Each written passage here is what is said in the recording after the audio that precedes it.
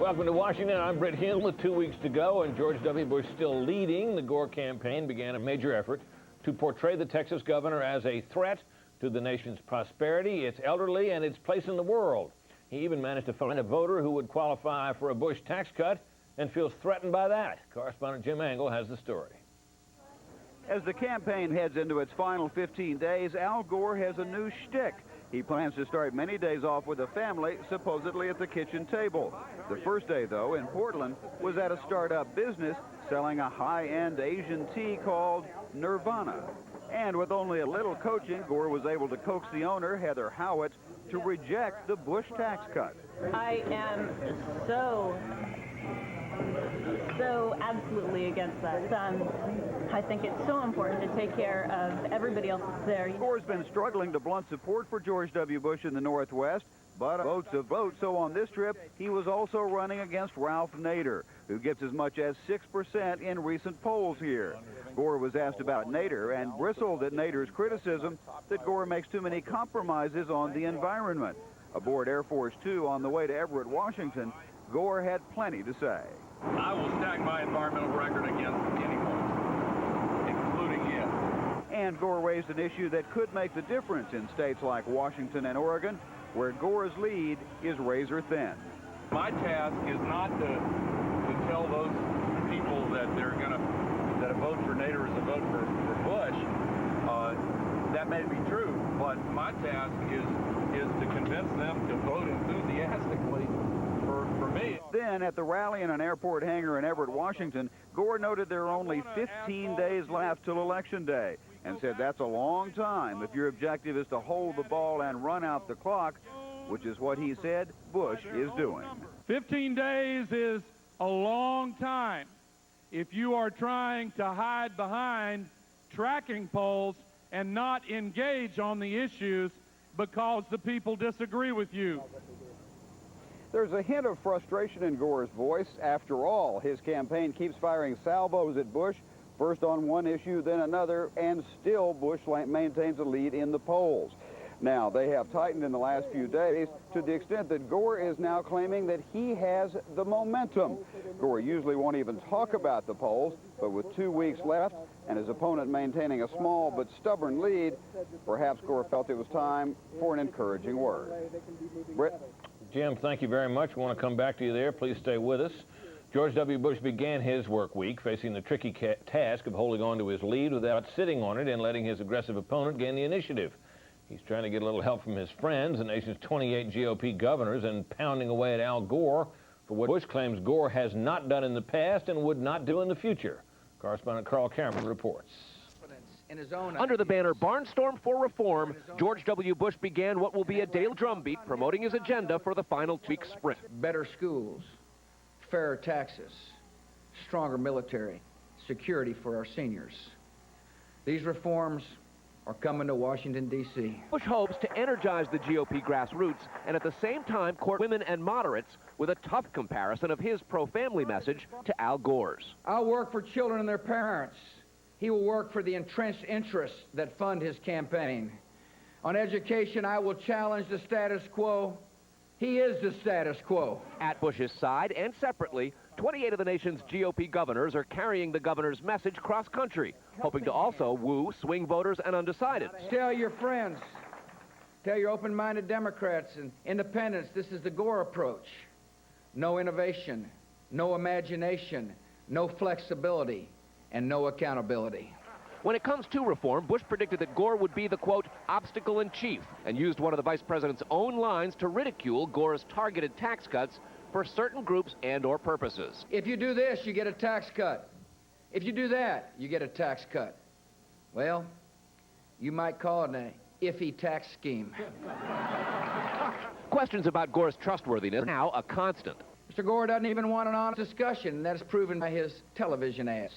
Scare tactics, distortions, and yes, of course, exaggerations. Bush also cited his support for getting U.S. military peacekeepers out of the Balkans as soon as possible. What's interesting is he took the same position in one of our debates. He's willing to say anything to get elected. America's going to reject that kind of campaigning.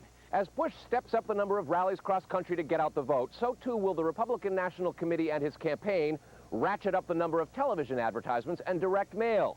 More than $15 million worth of additional ads on top of what's already running from the RNC, and about the same amount from the Bush campaign. And more than $40 million worth of direct mail landing on doorsteps across the country. Des Moines, Iowa, Al Cameron, Fox News.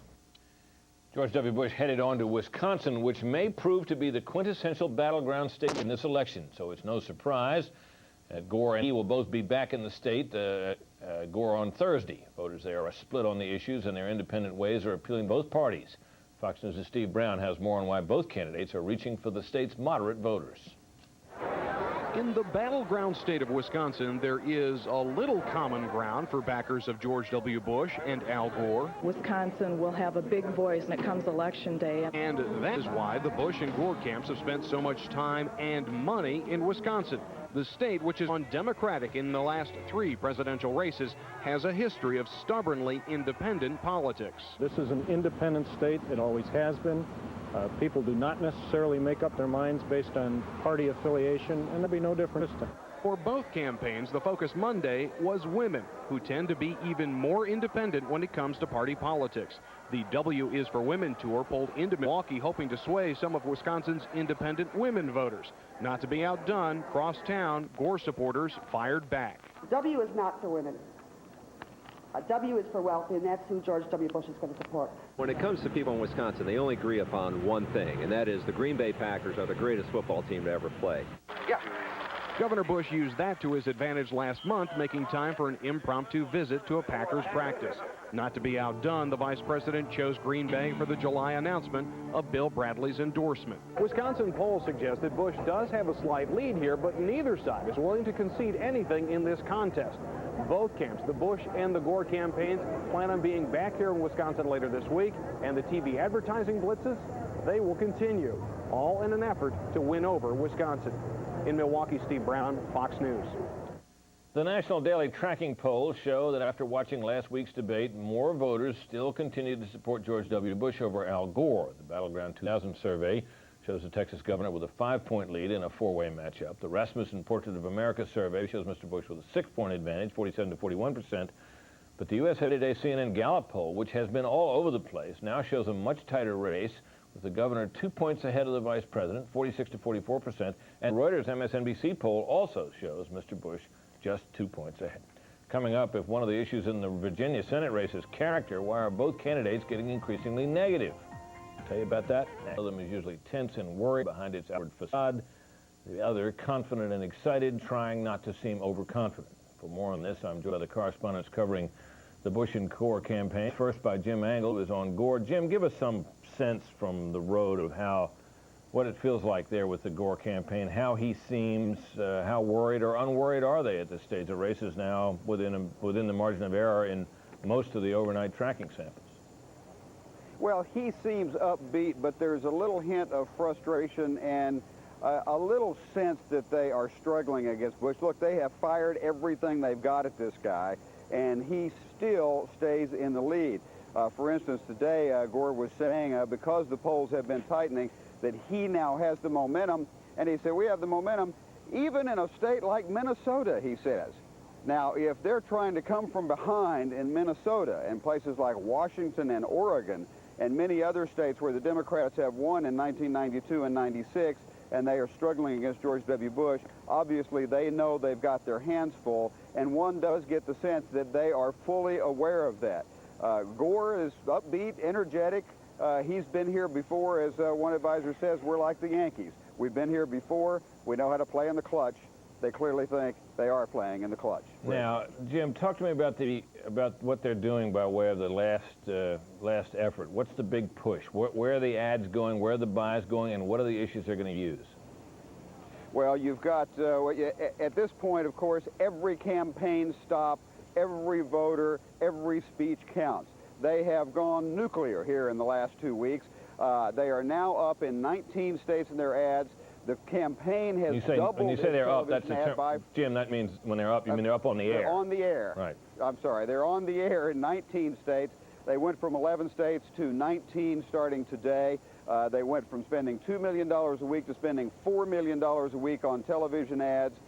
They have 4 or 5 different surrogate operations, that is, members of Congress people from Texas, women of the campaign, all going around on bus tours, doing satellite interviews, that sort of thing, all criticizing Bush's record, saying what a great guy Gore is. There are even people from Tennessee who are traveling around with him here in the Northwest saying what a wonderful man he is, and he's always been a man of his word. So you've got lots of efforts along those lines. You've also got a tremendous effort to move around the country. Gore, for instance, started Saturday night in Philadelphia, flew to Texas, flew to New Mexico, then flew to Portland, Oregon. From Portland, Oregon, this morning we came first to Everett, Washington, then we're going to Spokane, Washington, then we're flying all the way back to Little Rock. There is not a moment wasted here because they've got to take advantage of every stop they can get to. Let's turn now to your colleague, Carl Cameron. Carl, what feeling do you get from the Bush campaign? Is this feeling of confidence, anxiety, what? Well, it's funny, actually. The Texas governor today said you don't like to feel confident in this business, and that's the only sort of moment of self-deprecating humility that we've heard in a while. This is a very cocky campaign. Here in Milwaukee, the crowd that you see behind me goes into the building about 180 feet from here, and it stretches all the way around 2, 3, 4 deep, about a quarter of a mile around this auditorium, inside of which there are 10,000 people already waiting for the Bush rally, which is about to begin. George Bush is feeling extremely confident. He'd like to see the numbers be a bit stronger in Florida, the state obviously governed by Jeb, where it is a very, very tight race. But with Florida as a possible exception, and they seem to think that there are some polls that suggest his lead might be beginning to grow in Florida, the Bush campaign couldn't be happier. They think this is the coming together, the alignment of the stars in Karl Rove's long-term strategy. And the governor actually joked that, oh boy, now Rove is the genius. So they're pretty confident. I'll turn back to Jim Angle for a second. Everybody knows that Karl Rove is the strategist-in-chief for Governor Bush, has been all the way through. Who's the strategist-in-chief for Al Gore? Well, some people believe it's Al Gore. Well, if you're a reporter, if you pick up the phone to call up and find out what the strategy is, who's the person who really knows? Tad Devine. Tad Devine is one of the people he's done this for a long time. He knows. Donna Brazil also in some respects is doing that. But Tad Devine is the strategist. He's the guy who works behind the scenes, who talks about which states they're going to. And at this point, of course, it is critical which states they go to and which issues they address. You asked me a moment ago about the issues, Britt, and I failed to mention that Social Security is the one that they've gone up with. Ads in 19 states on Social Security. They're going hard at this issue in hopes that they can shake confidence in George W. Bush, that they can, as Democrats always do, raise questions in the last 2 weeks about Medicare and Social Security, something that has served them well in the past. All right. Let me go back to Carl. Carl, you got about 20